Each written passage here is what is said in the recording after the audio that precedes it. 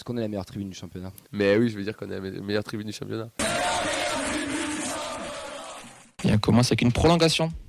Ouais, la prolongation de Justin Lacombe, le gardien qui joue cette saison avec la N2, qui a prolongé son contrat jusqu'en 2026. Alors on en parlera de manière plus conséquente dans le débat puisqu'il est consacré au gardien, mais toujours une bonne nouvelle, une prolongation d'un pitchoun.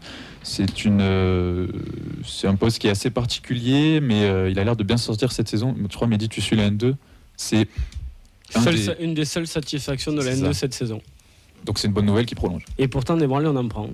mais il en a sauvé quelques-unes, il y a eu des matchs nuls, c'est grâce à lui. Et ouais, il a fait le taf. Je pense qu'il n'était pas forcément entendu à ce niveau-là, c'est plutôt une bonne surprise, donc il est récompensé. Ouais, 4 ou 5 fois joueur du match, désigné par les coachs adverses quand même. C'est une bonne performance. C'est toujours plus facile de briller quand la saison est compliquée pour un gardien, mais mentalement, ça ne doit pas être évident non plus.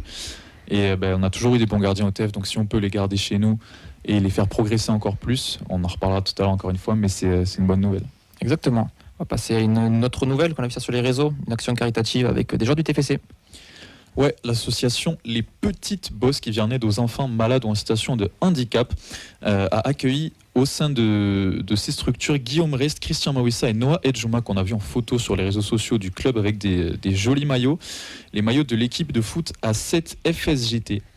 Du côté de Beaupuy, donc les joueurs ils ont signé ces maillots et ils ont pu échanger tout au long de la journée avec les enfants présents sur place. Une belle action comme on a l'habitude d'en voir, mais ça fait aussi plaisir. On envoie les jeunes joueurs pour aller au contact des enfants avec en plus une belle après-midi. Ça a dû faire plaisir à tout le monde. On vous donne évidemment à chaque fois les actions du Toulouse Football Club et des joueurs aussi quand ils vont à la rencontre. On a vu la semaine dernière certains qui étaient à l'entraînement avec les jeunes filles. Aujourd'hui, on voit les enfants malades en situation de handicap. C'est quelque chose qu'on a pris l'habitude de voir, mais ça fait toujours plaisir, surtout avec des pitchouns eux aussi. Donc Mawissa, Rest et Djouma, le lien est tout trouvé. Toujours une école citoyenne, le TFC. Et celui qui gère l'association, très actif sur les réseaux et plutôt très très pertinent sur beaucoup de sujets. C'est le compte Twitter, je crois que c'est le meilleur du football, quelque chose comme ça. Et, ah oui, il me semble, je crois que c'est lui qui gère D'accord. l'asso. Et... Je veux dire c'est moi. oui, je vois qui c'est. Oui. Il est très très bon. Moi, ça fait très sur longtemps les que jeunes, je suis, avant que je sache même qu'il suivait le TF ou quoi que ce soit, qu'il était de par là. C'est pas les espoirs du football. Mais je vois très bien qui réponse dans 30 secondes. Je vois très bien qui tu veux dire. Donc effectivement, oui, c'est une belle initiative. Ouais. On va passer au programme du week-end avec Fabrique Violette. Là, c'est la trêve en championnat. Espoir du football. Ça trêve en championnat puisque c'est les vacances scolaires tout simplement. Mais il y a quand même les 8-16 qui ont joué en amical hier après-midi. Oui, je te lançais. Désolé. Ouais, non, le LU16 c'était un match amical ce jeudi au Stadium contre, retenez bien, l'Union Philadelphie. Et pas l'Union Saint-Jean. C'est presque pareil.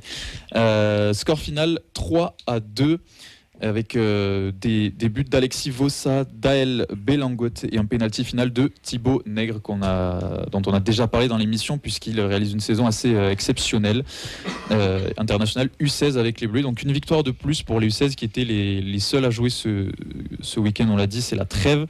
On enchaîne avec l'Académie, la N2. Ah ouais, gros match contre Evian Tonan, Grand Genève FC qui est le club de Brian Bergogneau qui coach maintenant, il joue plus. Et du youtubeur Valdienar aussi pour ceux qui suivent un petit peu sur les réseaux. Match. En tout cas, Fred, il avait l'air de connaître. Ouais. Il m'a regardé quand t'as dit ça, laisse tomber les yeux. Valdienar. Valentin Liénard. Il a un compte.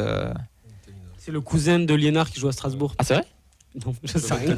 Tu balances des infos comme ça. Ça lance des rumeurs. Du Vanina au départ. Bref, ça sera samedi à 15h sur l'annexe 1 du Stadium, sachant que Evian joue sa survie, son 11e à 3 points du maintien, et Toulouse est bien sûr relégable et relégué. On passe au U19. Ouais, les U19 qui jouent à domicile ce week-end, dimanche à 15h sur l'annexe Bristaton. Les Toulousains sont 11e et ça va être un gros match puisque c'est la réception de Herbel qui est 4e au classement. Donc une jolie réception. Pour une fois, ça tombe pas en même temps que les autres équipes, donc pourquoi pas y faire un tour. Les U19 qui jouent gros, on verra ce que ça donne. Vous aurez évidemment les résultats mardi dans l'émission. En plus, ça sera un week-end assez intéressant puisqu'on a les 17 pour faire l'enchaînement qui joueront eux à 12h. Donc c'est contre le RAF. Le RAF est 12e, ils sont assez loin au classement, il y a un sacré gap, même si le TFC n'est qu'une place devant. Donc ce sera 12h sur l'Express Staton pour pouvoir faire l'enchaînement du coup entre les deux matchs. Et une belle après-midi à se faire. Il met toujours pas de buvette sur le virage de Pristaton. Eh Enfin, non, d'annexe Pristaton, malheureusement. pardon.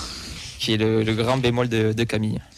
Les filles, Ouais, au niveau des féminines, la D3 joue ce week-end puisqu'il y a un déplacement à Latte dimanche prévu pour 15h. Donc le club qui est 10e et premier relégable, la D3, inutile de vous rappeler que ça joue la montée cette saison, c'est tout en haut du classement, donc match important.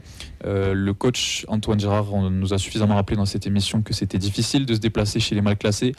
Donc il faudra être sérieuse et là encore vous aurez les résultats, mais ce sera un match comme tous ceux qui restent capital pour retrouver la D2 la saison prochaine. Et la dernière fois Sans que prédicteur. là, tu étais venu à Toulouse, c'était pour gagner. Mmh. Il y a 2 Aussi. ans en R1, elles étaient leaders, elles se jouaient la montée, elles se jouaient la montée en D2, du coup c'était à l'époque. Et là, tu étais venu s'imposer au stadium en mettant le bus derrière et en gagnant 2-1, je crois. voilà, sur match aller, Toulouse avait gagné 5-1. Donc c'est plus Je la même pense que équipe. l'écart s'est creusé. C'est un petit peu creusé. Ouais. Mais de toute façon, quand dit le coach, ça passera par des victoires à chaque match. Mais il n'y aura pas de joker pour le moment.